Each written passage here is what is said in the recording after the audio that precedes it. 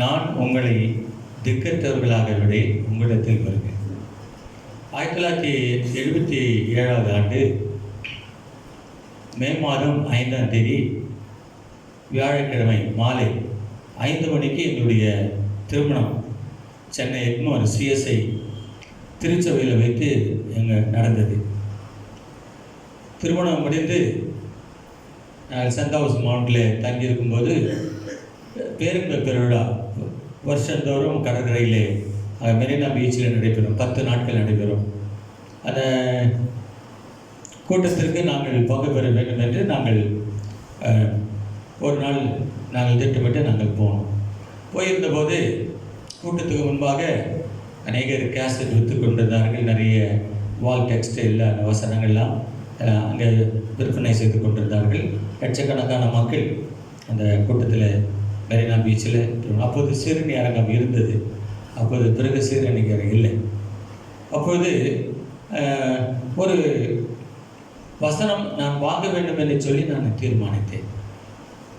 ஏராளமான வசன அட்டைகள் இருந்தது. ஆனால் அந்த வசன அட்டைகளை பார்க்கும்போது ஒரு குறிப்பிட்ட வசன அட்டையின் மேலே என்னுடைய கவனம் சென்றது.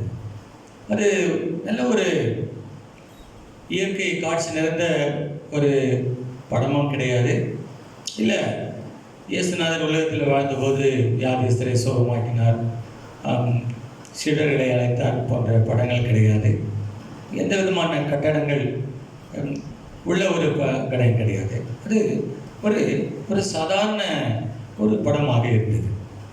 அது எப்படி என்றால் ஒரு சாலை ஓரம் ஒரு வண்டி, அது அந்த மாடுகளோ இல்லை குதிரையோ அந்த வண்டியை விட்டு வெளியேறினது போலவும் அந்த வண்டியானது கேட்பாரற்று சில பொருள்கள் சிந்தி அப்படியே விழுந்து கிடக்கிறது. சாலை பகுதி பக்கத்தில் இருக்கிறது. அங்கே யாருமே இல்லை. அந்த காட்சி அந்த காட்சியை பார்த்த உடனே அந்த காட்சி என்னை அதிகமாக கவர்ந்தது. பிறகு அந்த காட்சியில் அந்த படத்தில் கீழே என்ன வசனம் இருக்கிறது என்று நான் பார்த்தேன். அப்போ நான் ஆவிக்குரிய வாழ்க்கையில் வளர்ந்து வரேன். எனக்கு திருமணம் நடந்தது 77 மே மாதம். நான் ஆண்டவரை ஏற்றுக்கொண்டது 76 நவம்பர் மாதம் 26ஆம் தேதி. அப்போ எத்தனை மாதம்? நான் சின்ன பிள்ளை, கத்தருக்குள்ள ஒரு கத்துக்குட்டின்னு தான் சொல்லணும். எத்தனை மாதம்?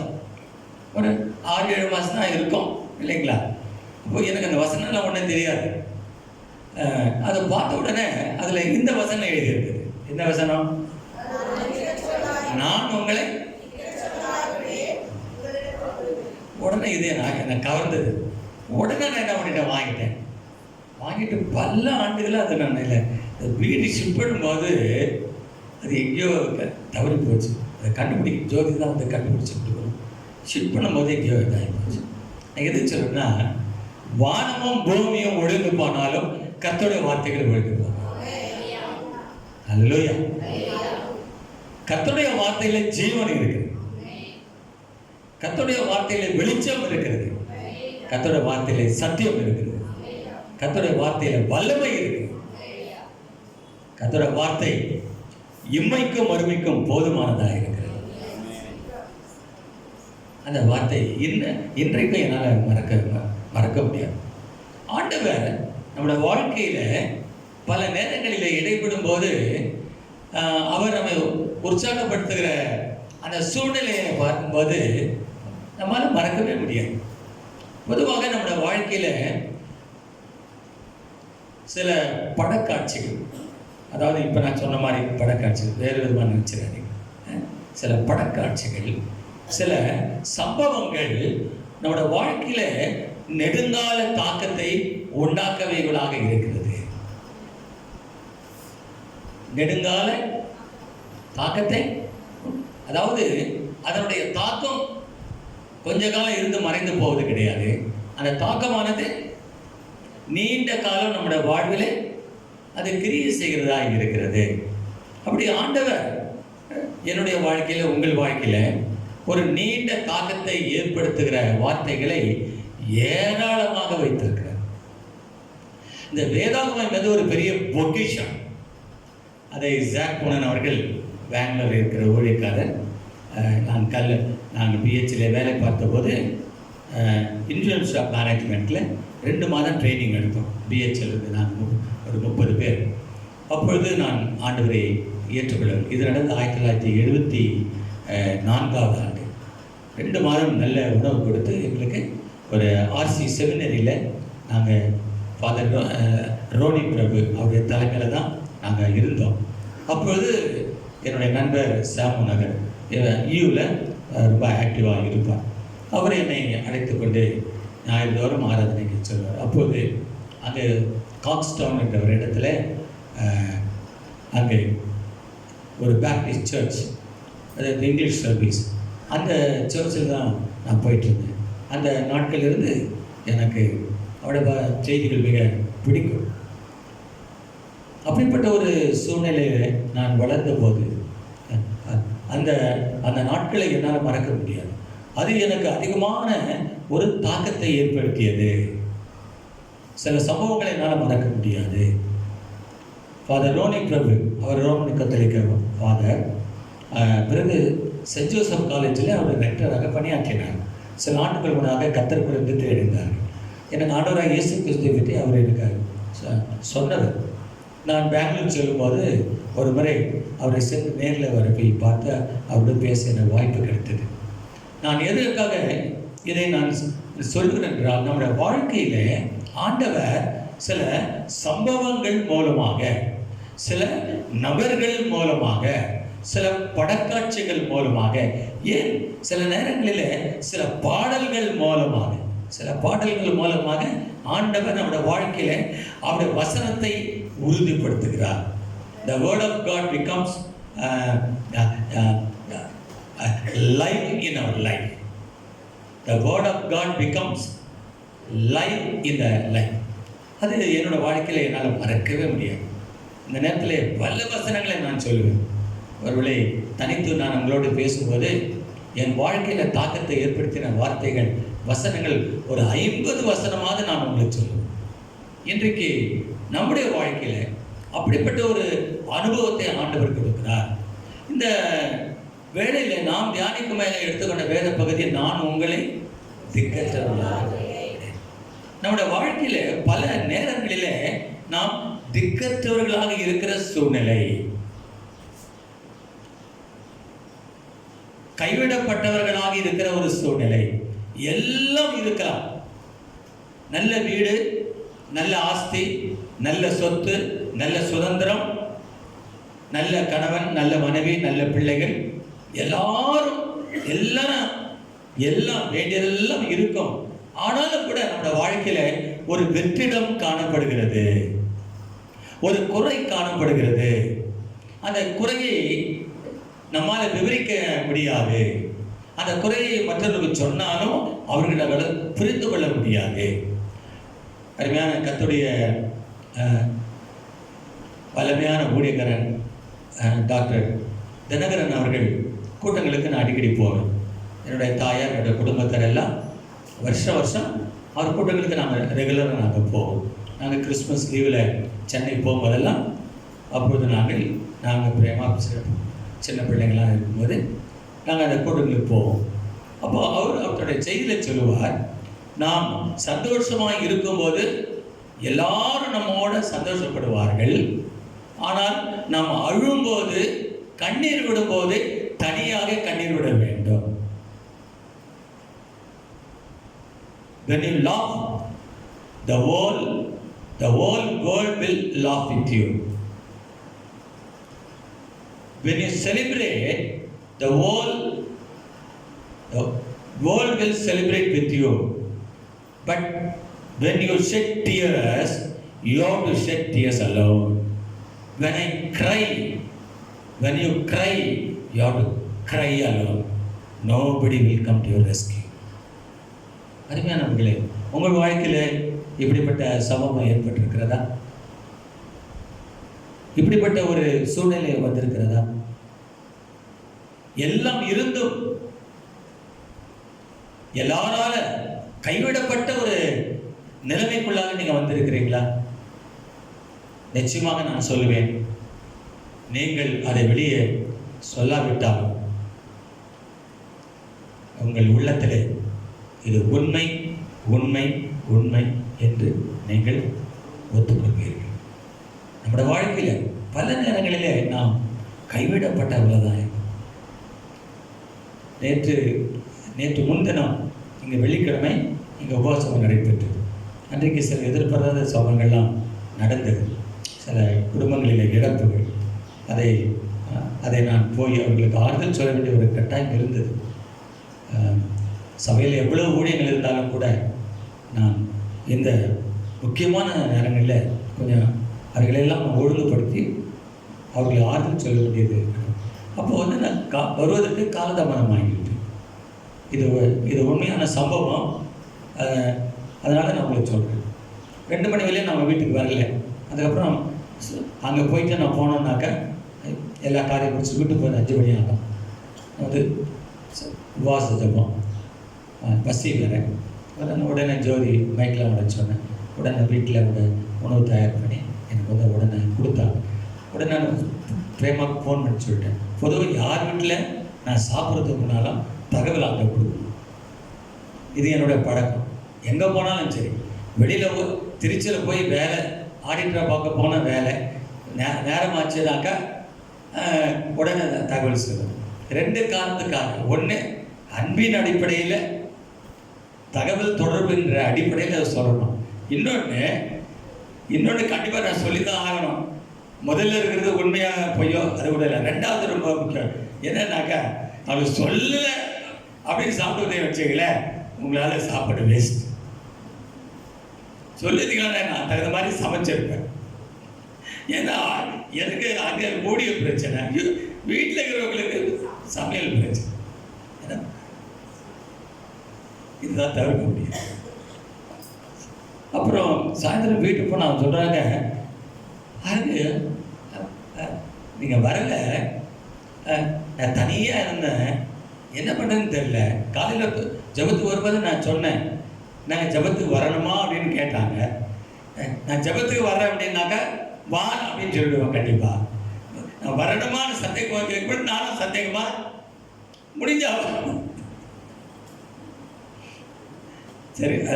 அப்புறம் பார்த்தீங்கன்னாக்கா வந்து என்னமோ தெரியலங்க, எதையோ இழந்த மாதிரி இருக்கு எனக்கு. அவங்க அந்த மாதிரிலாம் சொல்ல மாட்டாங்க. அந்த மாதிரி உங்களுக்கு ஏற்படும்னுக்கா சொல்லுவாங்க.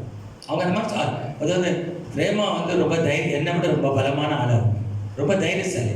ஏன்னா அவங்க அம்மாவுடைய ஜீன் அவங்களுக்கு இருக்கு. அம்மா எதுவும் கவலைப்பட மாட்டாங்க. அவங்களுடைய ஸ்லோகன் என்ன தெரியுமா? அவங்களுடைய லோகோவை வந்து காட் வில் ப்ரொவைட். இவங்க சொல்கிறாங்களே இல்லை அது தெரியாது. இவங்க சொன்னதை நான் காதால் கேள்விப்பட்டதில்லை. ஆனால் இவங்க அம்மா சொன்னதை அடிக்கடி கேள்விப்பட்டிருக்கேன். எது வந்தாலும் எது நடந்தாலும் God will provide, God will provide அப்படின்னா அது உண்மையாகவே நல்ல விசுவாசம் தான். உடனே எதையோ பறிகொடுத்த மாதிரி ஒரு தனிமையை ஏதோ மயக்கம் வர மாதிரி இருந்தது அப்படின்னு சொன்னாங்க. அவங்கள கேளுங்க உண்மை. அப்புறம் ராத்திரி வந்து நான் புரிஞ்சுக்கிட்டேன், இது தனிமை உணர்வு. இது என்ன பிரச்சனை சொல்லி எனக்கு ஆண்டவர் வெளிப்படுத்தினார். இது தனிமை உணர்வு. இது அன்னைக்கு அவங்க ஏற்பட்டது. ஆனால் இது அடிக்கடி எனக்கு ஏற்படும். இவங்க வந்து டவுனுக்கு பர்ச்சேஸ்க்காக போவாங்க. 2 மணி நேரம் அவங்க வீட்டில் இல்லைன்னா ஐ ஃபீல் லோன்லி. கேளுங்க, 4 மணிக்கு சில நேரத்தில் வந்து அவங்க வந்து டீ போட்டு குடித்தா நான் குடிப்பேன். நான் சில நேரத்தில் அவசரத்தில் நான் போட்டு கொடுத்துருவேன். வந்தவொடனே சொல்லுவாங்க, ஏங்க நான் வந்து போட்டு கொடுத்துருப்பேன் அப்படின்னு. சில நேரங்களில் பாருங்கள், இந்த தனிமை உணர்வு பார்த்தீங்களா, த ஃபீலிங் ஆஃப் லோன்லினஸ். எல்லாம் இருந்தும் ஒரு கைவிடப்பட்ட ஒரு நிலைமை. மகன் இருக்கலாம், படிச்சிருக்கலாம், வேலை இருக்கலாம், பிள்ளைங்க இருக்கலாம், பேர பிள்ளைகள் இருக்கலாம், எல்லாம் இருக்கலாம். எல்லாம் இருந்து கூட ஒரு கைவிடப்பட்ட ஒரு நிலைமை நமக்குள்ள இருக்கு. அதற்கு என்ன காரணம் அப்படின்னு நீங்க ஆராய்ச்சி பார்த்தீங்கன்னா ஒரு 3 காரியம் வெளிப்படும். நான் இன்னைக்கு மனமுட்டு நான் உங்களோட பேசுறேன். அதிகமாக நான் வசனம் சொல்லணும்னா கூட கவலைப்பட வேண்டாம். சில உண்மைகளை சொல்றேன்.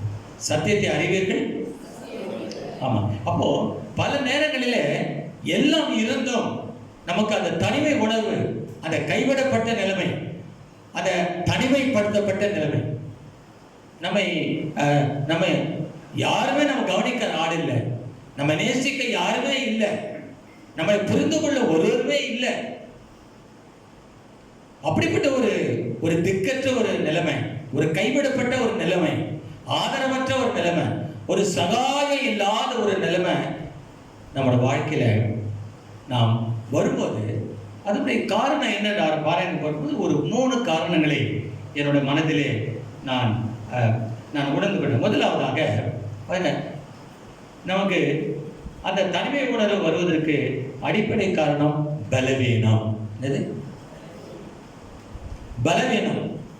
சங்கீத புத்தகங்களை வாசிக்கும் போது அவர் சொல்லுகிறார், அவருடைய பிரச்சனையில, அவருடைய வேதனையில அவரால் தாங்க முடியாம அவர் சொல்லுகிறார், ஆண்டவரே நீர் என்னை கைவிட்டு விட்டீர், என்னை கைவிட்டு விட்டீர்.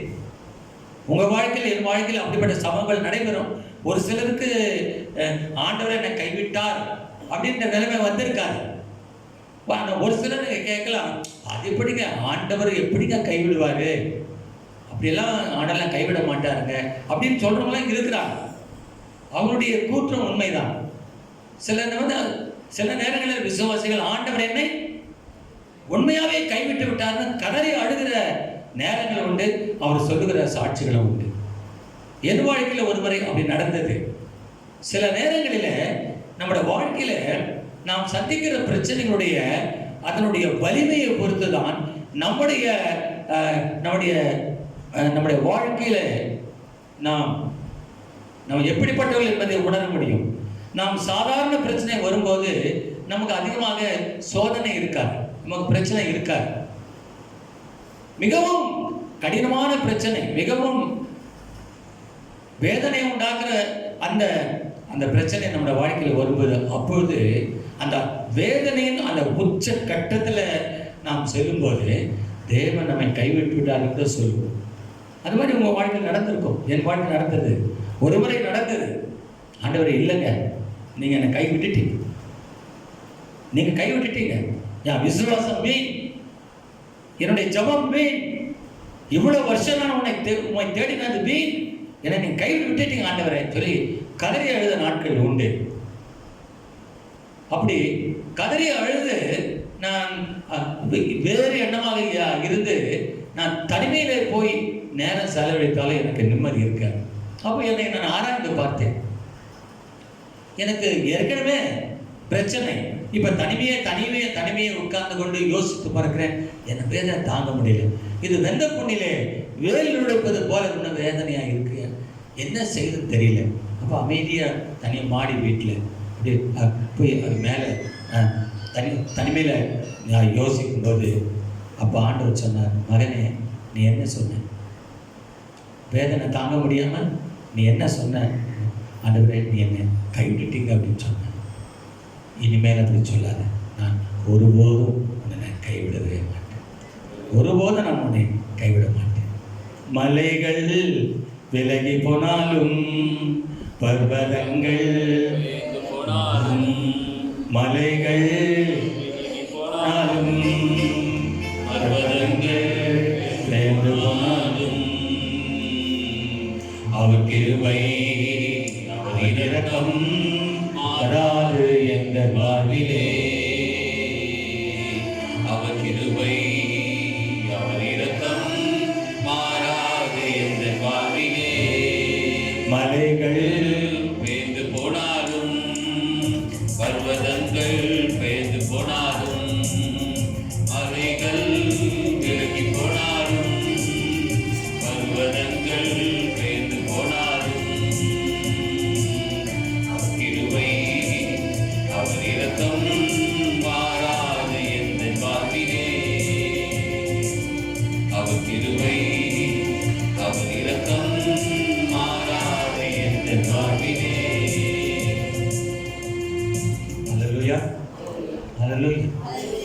தத்துவ பிள்ளைகள் அந்த ஒரு முறை தான் ஆண்டவர் நான் பார்த்து ஆண்டவனுக்கு. அதுக்கப்புறம் என் வாழ்க்கையில் அந்த ஒரு முறையை தவிர இது போல ஒரு முறை கூட என் வாழ்க்கையில் ஆண்டவர் என்னை கைவிட்டார். தகப்பனும் தாயும் கைவிட்டாலும் கர்த்தர் என்னை சேர்த்து, தகப்பனும் தாயும் கைவிட்டாலும் கர்த்தர் என்னை சேர்த்து. நம்மை அழைத்தவர் உண்மை, நம்மை உள்ள கைகளிலே வரைத்து வைத்திருக்கிறார். உலகத்தின் அன்பு மாறி, உலகத்தின் அன்பு மாறி போய்விடும். உலகத்தில் எங்க போனாலும் நிம்மதியே கிடையாது. ஒரு கவிஞன் இவ்வாறு அவன் பாடினான், எங்கே நிம்மதி, எங்கே நிம்மதி, அங்கே ஒரு இடம் கிடையாது. உலகத்தில் நிம்மதி, நாம் தேடுகிற நிம்மதி இயேசுவினிடத்தில் மட்டுமே உண்டு. எங்க போனாலும் நிம்மதி கிடையாது இந்த உலகத்தில், இயேசுவினிடத்தில் மட்டுமே நிம்மதி. ஹல்லேலூயா, ஹல்லேலூயா, ஹல்லேலூயா, ஹல்லேலூயா, ஹல்லேலூயா. கர்த்தர் எனக்கு துணையாக இராவிட்டால் என் ஆத்துமா மௌனத்திலே வாசமாயிருக்கும். ஹல்லேலூயா, ஹல்லேலூயா, ஹல்லேலூயா, ஹல்லேலூயா. அருமையான கர்த்தருடைய பிள்ளைகள், நம்முடைய பலவீனம், நம்முடைய பலவீனத்தில் நம்ம என்ன செய்கிறோம்? ஆண்டவர் நம்மை கைவிட்டு விட்டார் என்று நம்ம சொல்கிறோம். அதுக்கு ஆண்டவர் வந்து காரணம் அல்ல. அவர் நேற்றும் என்றும் என்றும் மாறாத தேவனாய் இருக்கிறார். நம்மை உள்ள கையில வரைந்தவர், நம்மை முன்குறித்தவர், நம்மை கொண்டு அவருடைய திட்டத்தை நிறைவேற்றி அவர் மகிழ்கிறவர். அல்லேலூயா. நம்மை விட்டு விலகாதவர், நம்மை ஒருபோதும் புறக்கணிக்காதவர். அருமையான கர்த்தருடைய பிள்ளைகளை, ஆண்டவர் நம்மை ஒருபோதும் கைவிட மாட்டார். ஆனால் நம்முடைய வாழ்க்கையில் வரக்கூடிய அந்த பிரச்சனை, அதாவது அந்த வேதனையின் அந்த உச்சம், இந்த வேதனையுடைய உச்ச கட்டம் சொல்லுவாங்க தெரியுங்களா? அந்த வேதனையுடைய அந்த உச்ச கட்டத்தில் நாம் அநேகர் நம்ம போய் பார்த்துருக்கிறோம். ஆனால் நம்ம இன்னும் அநேகர் நம்ம வந்து வேதனைக்குள்ளே போயிருக்கிறோம். ஆனால் இன்னும் நம்மளோட வாழ்க்கையில் வேதனுடைய அந்த அந்த உச்ச கட்டத்துக்கு நாம் போகல. அந்த உச்ச கட்டத்தில் போகும்போது தான் ஆண்டவர் நம்மை கைவிட்டு விட்டார் என்ற அந்த ஒரு மன அழுத்தம், அந்த மன வேதனை, ஒரு சோர்வு. இன்னைக்கு நிறைய மக்கள் வந்து தற்கொலை பண்ணிக்கிறாங்க. இன்னைக்கு இந்த கரோனா காலங்களில் பார்த்தீங்கன்னா இல்லாத அளவுக்கு பயங்கரமான தற்கொலை. நீட் எக்ஸாமில் தோல்வி அடைஞ்ச தற்கொலை, நீட்டில் பாஸ் பண்ணி இடம் கிடைக்கலன்னா தற்கொலை, அது போதுமான பணம் இல்லை, செலக்ட் ஆகிட்டோம், இப்படி பலவித காரணங்கள். இவ்வளோ காரணங்களால் மக்கள் அவர்களுக்கு என்ன இல்லை, அவர்களுக்கு பலன் இல்லை. என்ன இல்லை? பலன் இல்லை. அருமையான கர்த்தருடைய பிள்ளைகளே, ஆனால் இயேசு கிறிஸ்து நம்முடைய சொந்த இரட்சகராக இருப்பாரானால் அவரே நம்முடைய பலனாக இருக்கிறார். அவரே நம்முடைய பலனாக இருக்கிறார். அதை தான் சங்கீதக்காரன் சொல்லுகிறான். 18ஆம் அதிகாரம் சங்கீதம் 18 வாசிக்கலாம். என் பலனாகிய கர்த்தாவே உம்மில் அன்பு கூறுவேன். அப்போ ஆண்டவருக்கு அநேக நாமங்கள் இருக்கிறது. அவருக்கு ஆயிரம் நாமங்கள். அவர் எந்த நாமத்தை சொல்லி அவரை பாடுவது? என் வாழ்க்கையில் வந்து நான் ஆண்டவரை வந்து நோக்கி அவரை பாராட்டி அவரை பாடும்போது நான் சொல்வேன், என் பலனாகிய கர்த்தர், என் பலனாகிய கர்த்தர், என் பலனாகிய கர்த்தர்.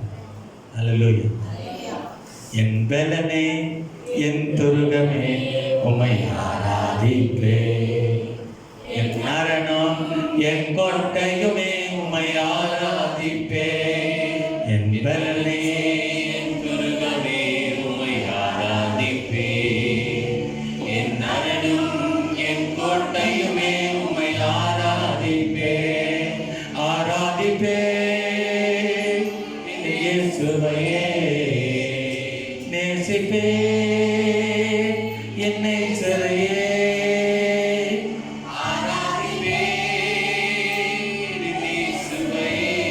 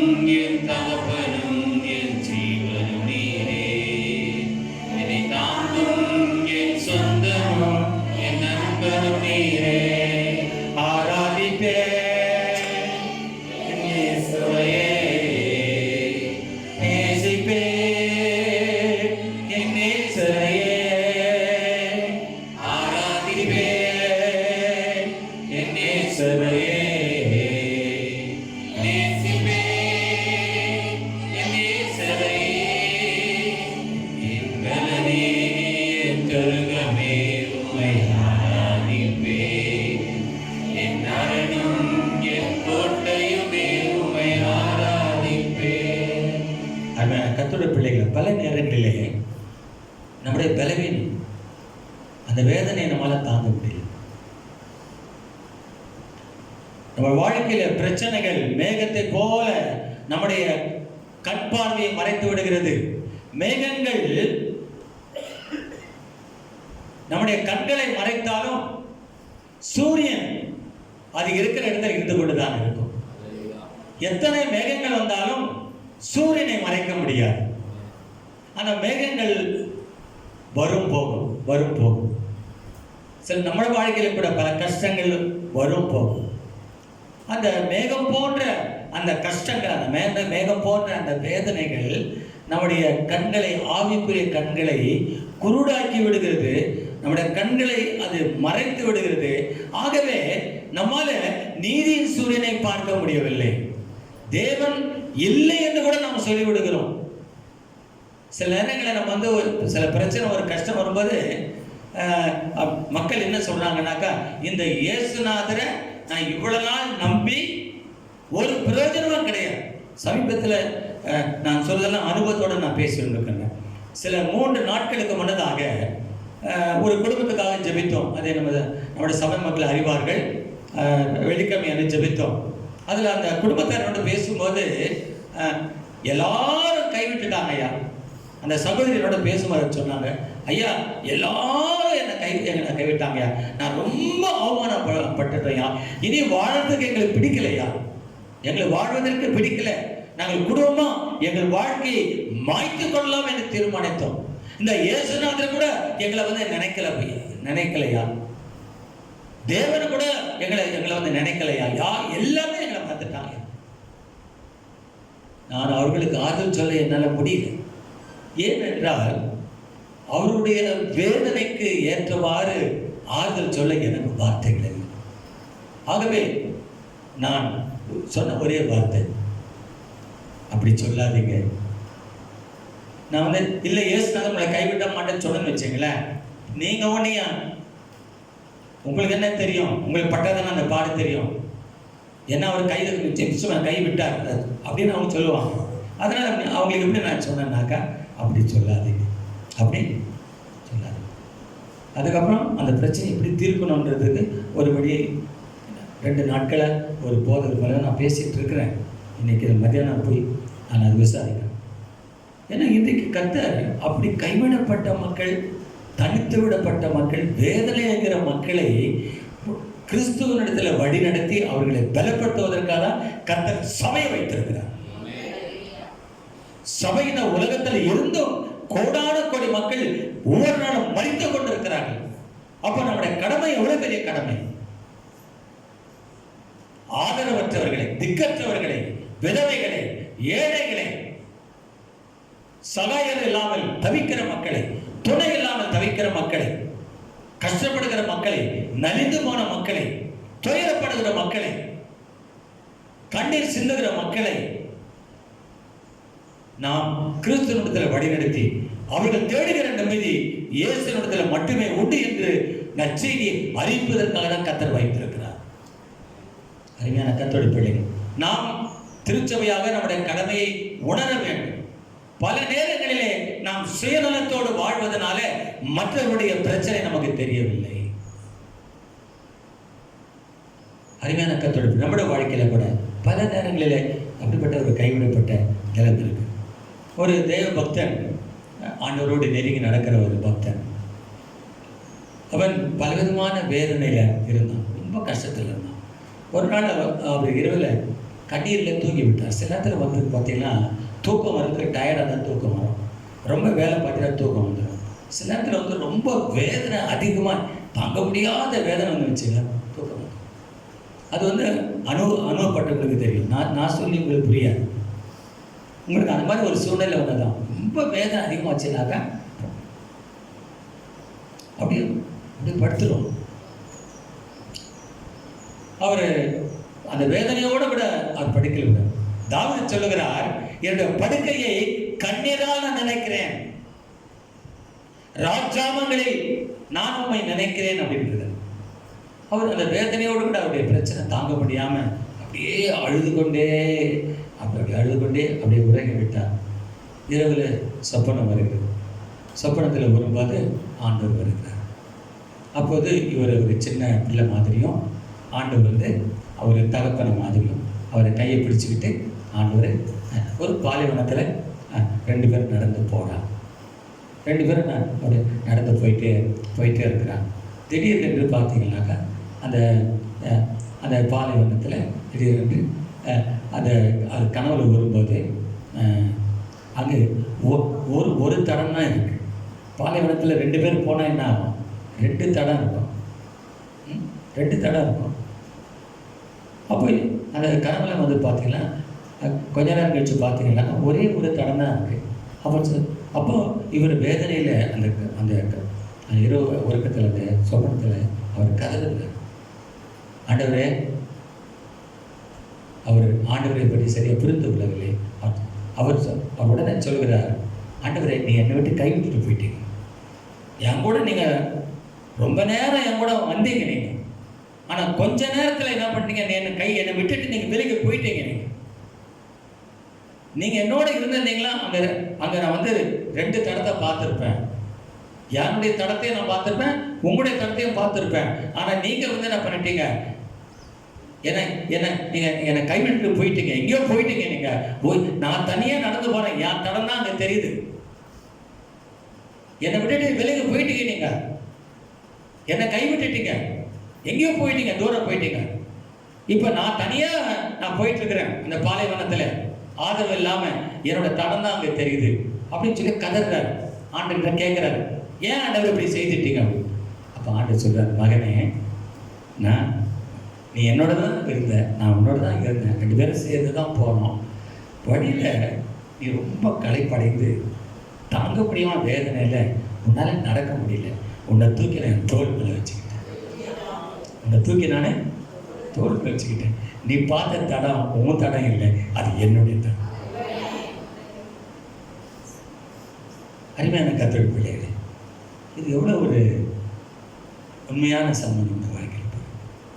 கர்த்தனே எம் துணையானீர், நித்தமும் எம் நிழலானீர். கர்த்தனே எம் துணையானீர், கர்த்தனே எம் துணையானீர், நித்தமும் எம் நிழலானீர். கர்த்தனே எம் துணையானீர், எத்தனை இடர் வந்து சேரும்.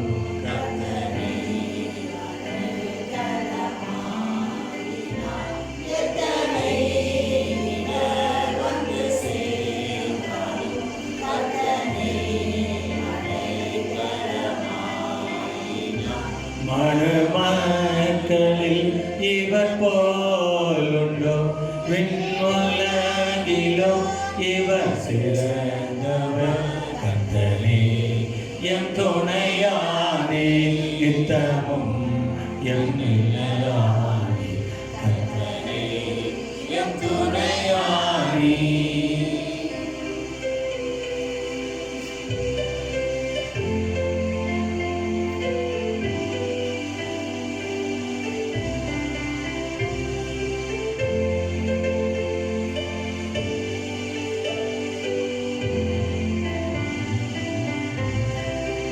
சுத்தத்தாரும் காலத்தில் குளிர்ந்திட்டார், நம்பினோர் எதிராக வந்திட்டார்.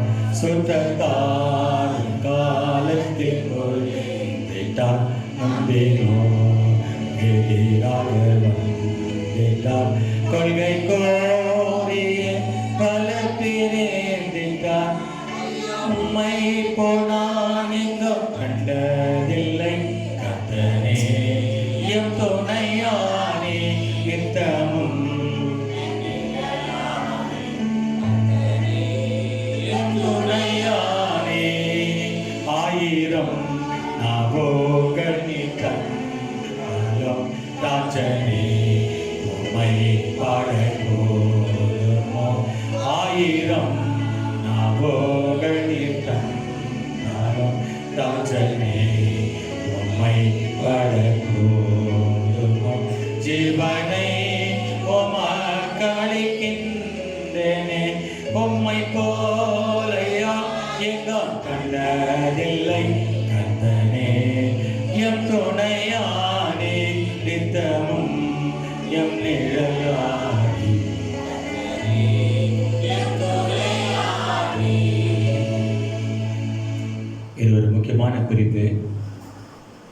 தனிமை உணர்வு, ஆண்டவர் கைவிட்டு விட்டார் என்ற அப்படிப்பட்ட ஒரு வேதனை வருவதற்கு காரணம் நம்முடைய பலவீனம்.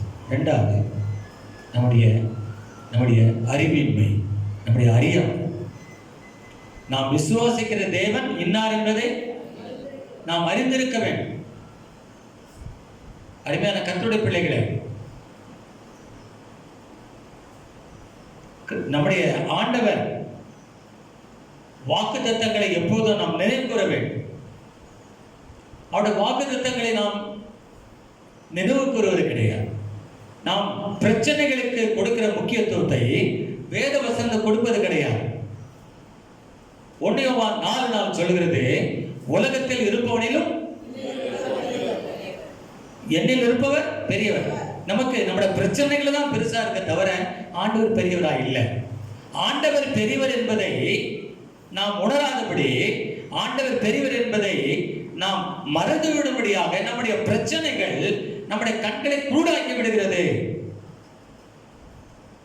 நம்மை பதற்றமுள்ளவர்களாக மாற்றுகிறது, நம்மை தடுமாற்றம் அடைய செய்கிறது. பகலிலே தடுமாறுகிற மக்களாக நாம் மாறிவிடுகிறோம்.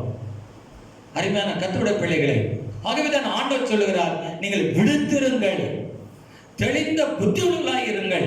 தேவன் நமக்கு பயமில்லாவியை கொடாமல் அன்பும் பலனும் தெளிந்த ஆவியை கொடுத்திருக்கிறார். 2 தீமோத்தேயு 1:7, 1 பேதுரு 5:8, தெளிந்த புத்தியுள்ளவர்களாய் இருங்கள், விழித்திருங்கள். உங்கள் எதிரிலாகிய பிசாசானவன் எவனை விழுங்கலாம் என்று வகை தேடி சுற்றி திரிகிறான். விசுவாசத்திலே உறுதியாக இருந்து அவனுக்கு எதிர்த்து நில்லுங்கள். இப்படிப்பட்ட பாடுகள் உலகத்தில் அநேக சகோதரர்களுக்கு ஏற்பட்டிருக்கிறது என்று அங்கு பேதுரு சொல்லுகிறார். அருமையான கர்த்தருடைய பிள்ளைகளே, நம்முடைய அறிவீனம், நம்முடைய மதிவீனம், நம்முடைய அறிவின்மை, நம்முடைய அறியாமை,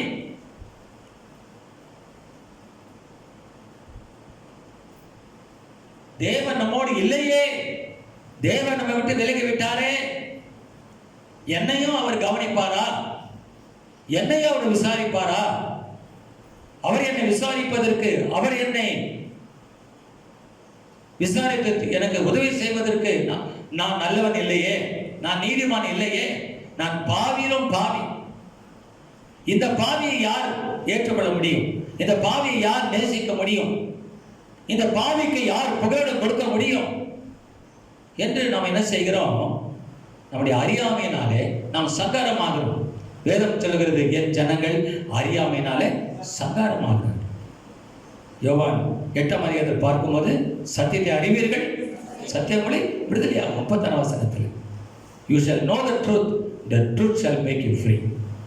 அருமையான கர்த்தருடைய பிள்ளைகள், ஆகவே பல நேரங்களிலே தேவன் நம்மை கைவிட்டு விட்டார், என்னை விட்டு விலகி விட்டார் என்று அந்த தனிமை உணர்வு, அந்த திக்கற்ற நிலைமை ஏற்படுவதற்கு காரணம் என்ன? நம்முடைய அறியாமை. முதலாவது நம்முடைய விலகினம், இரண்டாவது நம்முடைய அறியாமை. போதுமான அளவு வசனத்தில் பழக்கம் இல்லை. கிறிஸ்துக்குள் குழந்தைகளாய் இருக்கிறோம், இன்னும் பால் உண்கிறவர்களாய் இருக்கிறோம். பலமான ஆகாரத்தை சாப்பிடுகிற விசுவாசிகளாக இல்லை. எத்தனை ஆண்டுகள் ஆண்டவரோடு நடந்து வருகிறோம், எத்தனை ஆண்டுகள் விசுவாசிகளாக நாம் இருக்கிறோம். என் ஜனங்கள் அறியாமையினால சங்காரமாகிறார். பவுலை போல நீங்களும் நான் சொல்லணும், நான் விசுவாசித்திருக்கிற தேவன் நான் இருக்கிறேன். தாவீதை போல சொல்லணும், நான் மரண இருளின் பள்ளத்தாக்கிலே நடந்தாலும் தேவரை என்னோடு கூட இருக்கிறேன், என் ஜீவன நாளெல்லாம் நான் கர்த்தருடைய வீட்டிலே. அப்படிப்பட்ட விசுவாசம் நமக்கு தேவை. கடைசியாக நாம் அந்த தனிமை உணர்வு, தேவனை கைவிட்டு விட்டார், அந்த திக்கற்ற காரணம் என்னன்னாக்கா, ஆண்டவரோடு போதுமான உறவு இல்லை. சுருக்கமாக சொல்ல போனால், இறைவனோடு தொடர்பு இல்லை, இயேசுவோடு தொடர்பு இல்லை. நேற்று ஜெபம் வாசித்து நேற்று ஜெபம் பண்ணா நேற்று ஆண்டவர் உன்னோட இருந்திருப்பார், நேற்று ஆண்டவருடைய பிரசன்னத்தை நீ உணர்ந்திருப்பார். இன்றைக்கு நீ ஜெபம் பண்ணணும், இன்றைக்கு வேதம் வாசிக்கணும், இன்றைக்கு கீழ்ப்படியணும். அப்பதான் தேவ பிரசன்னத்தை உணர முடியும். அல்லேலூயா. நீங்கள் தேவ பிரசனத்தை உணர்வுகளாக இருக்கணும். நீங்கள் தேவ பிரசனத்தை உணராத மக்களாக இருந்தா நீங்கள் கைவிடப்பட்ட மக்களாக தான் உணர்வீங்க. ஆகவே உங்களுக்கும் ஆண்டவருக்கும் வலிமையான உறவு இல்லை. You have a weak relationship with God. Your relationship with God is not intense. Your relationship with God is not strong enough to face the challenges of this life. ஆண்டவரோடு உள்ள உறவு எப்படிப்பட்ட உறவா இருக்கு? பலவீனமான உறவு. எப்படிப்பட்ட உறவு? பலவீனமான உறவு. போதுமான ஜெபம் இல்லை, போதுமான வேதவாசிகளை ஒப்புக்கொடுத்தல் இல்லை, inadequate commitment, inadequate obedience, partial obedience, partial commitment. ஆண்டவருக்கு முழுமையா ஒப்பு கொடுக்கல, கொஞ்சம் ஒப்பு கொடுத்துருக்கிறோம். இந்த கொஞ்சம் ஒப்பு கொடுத்தா உங்களால அந்த கொஞ்சத்துக்கு மிஞ்சிய பிரச்சனை வந்து உங்களால் தாங்க முடியாது. பெரிய பிரச்சனைகளை தாங்க வேண்டுமானால், பெரிய பிரச்சனைகளை சமாளிக்க வேண்டுமானால் ஆண்டவரோடு கூட உறவு மிக வலிமையான உறவாய் இருக்கணும். இதை தாவீது சொல்லுகிறார், உம்மாலே ஒரு சேனைக்கு நான் பாய்ந்து போவேன், என் தேவனாலே ஒரு மதிலை நான் தாண்டுவேன். நான் தேவனாலே நான் பராக்கிரமம் செய்வேன், அவரே என் சத்துருக்களை மிதித்து போடுவார். ஆண்டவர் சொல்லுகிறார், நான் உனக்கு முன்னாலே சென்று கோணலான வேளை சரியா தடைகள் நீக்கப்படுகிற கர்த்தர் உனக்கு முன்பாக செல்கிறார். இப்போ அநேக நேரங்களில் நமக்கு தனிமை உணர்வு வருவதற்கு காரணம் என்ன? Our relationship with God is absent because of the absence of intimacy with the Lord. ஆண்டவரோட உள்ள உறவு இல்லை. இப்போ வீட்டில் வந்து நீங்கள் டிவி வச்சுருக்கீங்க, ஃப்ரிட்ஜ் வச்சுருக்கீங்க, எல்லாம் வச்சுருக்கீங்க. நான் வந்து ஒன்றுமே வேலை செய்யலை. ஏன் வேலை செய்யலை அப்படின்னு சுவிட்சை போட்டு பார்க்குறீங்க, ஆன் பண்ணி பார்க்குறீங்க. அங்கே பெருமிதாசம் கூப்பிட்டு பார்க்குறீங்க. அவர் வந்து இதை பண்ணுங்க, சுவிட்சை போடுங்க, அதை போடுங்க, இதை போடுங்க, இதை போய் இப்படி கனெக்ட் பண்ணுங்க அப்படின்னு எல்லாம் சொல்கிறாரு. ஐயா எல்லாம் பண்ணி பார்த்துட்டியா தாசையா, நீங்கள் சொன்ன மாதிரி செய்துதையா அப்படின்னு. அப்புறம் கடைசியில் அவர் அந்த தாசையை கேட்குறாரு, ஐயா கரண்ட் இருக்கையா வீட்டில் கரண்ட்டு? அப்புறம் போய் கரண்ட் இல்லை, கரண்ட் தான் எங்கயா தொடர்பு இல்லையே. அப்புறம் தாசையா சொல்றாரு, ஐயா இருக்கட்டும் ஐயா, அப்படிதான் கொஞ்ச நேரம் கரண்ட் வந்து சரியா போயிடும், கரண்ட் வெளியில் பொறுத்துருங்க. அவரோட ஆலயத்துக்கு நிறைய காரியெல்லாம் செய்திருக்கிறாரு. போன மாதத்தில் நிறைய ரிப்பேர் பண்ணி எல்லாம் பண்ணி எல்லாம் கரெக்ட் பண்ணி எல்லாம் உடைஞ்சு போடுறதெல்லாம் பிடிக்கப்படுற. ஆகவே ஆண்டவரோட என்ன இல்லை? சரியான தொடர்பு இல்லை. முதல்ல பலவீனம், ரெண்டாவது அறிவின்மை, மூணாவது தொடர்பின்மை. யாரோட தொடர்பு? எல்லாரோட தொடர்பு இருக்கு. எல்லாரோட தொட்டா டெய்லி போன், மணிக்கணக்கில் வாட்ஸ்அப்பு, ஃபேஸ்புக்கு எல்லாரும் ஃபோனில் பேசிகிட்டு இருக்கிறோம். எவ்வளோ நேரம்? 5 மணி நேரம், 6 மணி நேரம், 7 மணி நேரம் செல்போனோட கம்ப்யூட்டரோட தான் உட்காந்துட்டு இருக்கிறோம். ஆனால் எவ்வளோ நேரம் ஆண்டவரோட உட்காந்துருக்கிறோம்? ஆண்டவரோட போதுமான நேரம் செலவழிக்கிறது இல்லை. அப்போ எப்படிங்க பலம் வரும்? எப்படி பலன் வரும்? பிரச்சனை வந்தால் எப்படி உங்களால் தாங்க முடியும்? நீ அழுது கொண்டு தான் இருக்கணும், நீ வேதனைப்பட்டு கொண்டு தான் இருக்கணும். எத்தனை ஊழியக்கார ஜோம் பண்ணாலும் உனக்கு பலன் வராது. எத்தனை முறை சபைக்கு வந்தாலும் உனக்கு பலன் இருக்காது. உனக்கு பலன் வேணும்னா நீ உன்னை உண்டாக்கின தேவனோடு நீ உறவுப்படணும். நான் உங்களை திக்கற்றலாம். அல்லேலூயா. எழுந்திருக்கலாமா? நான் உங்களை திக்கற்ற சொல்லுங்க. கர்த்தரின் திக்கற்றவர்கள். கர்த்தரை ஒருபோதும் கைவிடும். கர்த்தரை ஒருபோதும் கைவிடும். கர்த்தரை ஒருபோதும் கர்த்தரை ஒருபோதும் கைவிடும். சொல்ல எல்லாம் சொல்லுங்க. கர்த்தரை ஒருபோதும் கைவிடும். எந்த ஆத்துமாவே ஏன் இன்னும் கலங்குகின்றாய்? நேசரேசு உன்னோடு இருக்கின்றாரே. எந்த ஆத்துமாவே ஏன் இன்னும் கலங்குகின்றாய்? நேசரேசு உன்னோடு இருக்கின்றாரே. முடிந்து போனதில்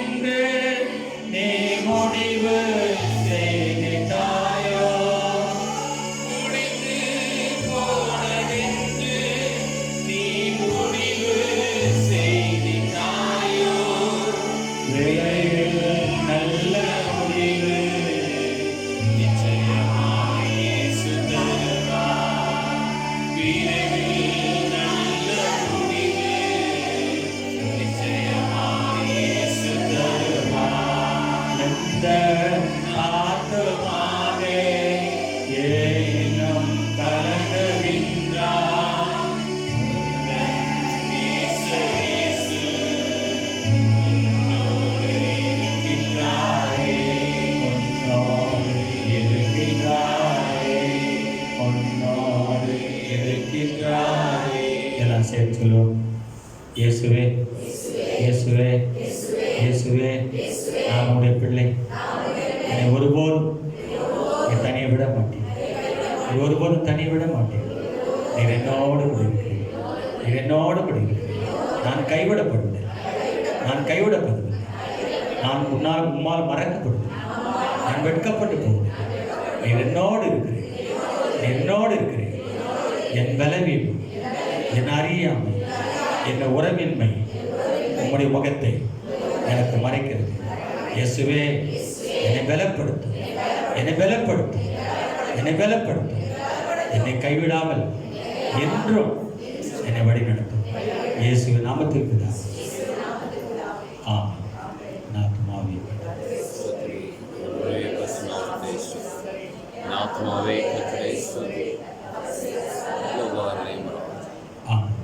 நம்முடைய கர்த்தராகிய இயேசு கிறிஸ்துவின் கிருபையும் பிதாவாகிய தேவனுடைய அன்பும் பரிசுத்த ஆவியின் அந்யோன்ய ஐக்கியமும் ஆண்டவரோடு இருப்பதாக.